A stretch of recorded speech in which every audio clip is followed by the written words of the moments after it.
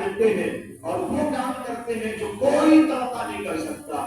اللہ نے اسی کام کے لیے ائمہ بنائے ہیں. آپ کو بھی اسی کام کے لیے اللہ یہاں بنانے کے لیے بھیجا ہے.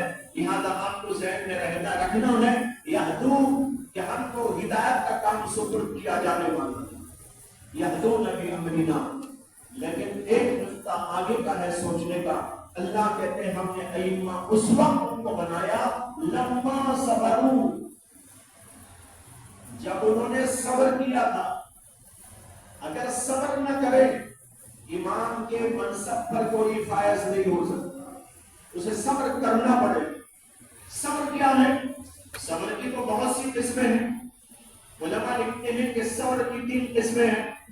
ایک ہے صبر علی المصیبت.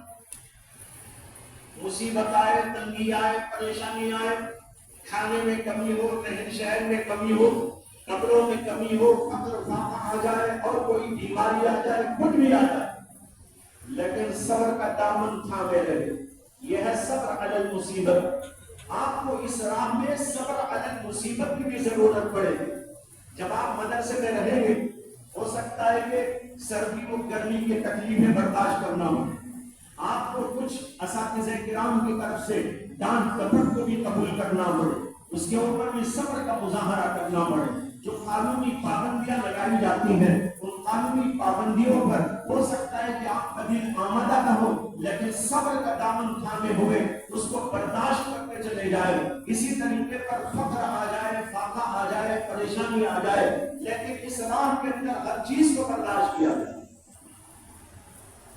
3 محدثین کا قصہ لکھا ہے اور ان تینوں کا نام محمد تھا.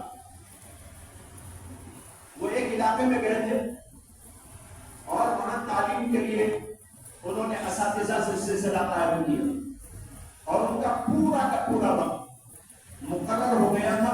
اتنے بجے فلاں استاذ کے پاس اور پھر اس کے بعد فلاں استاذ کے پاس، شام تک کا پورا شیڈول ان کا مقرر ہو گیا.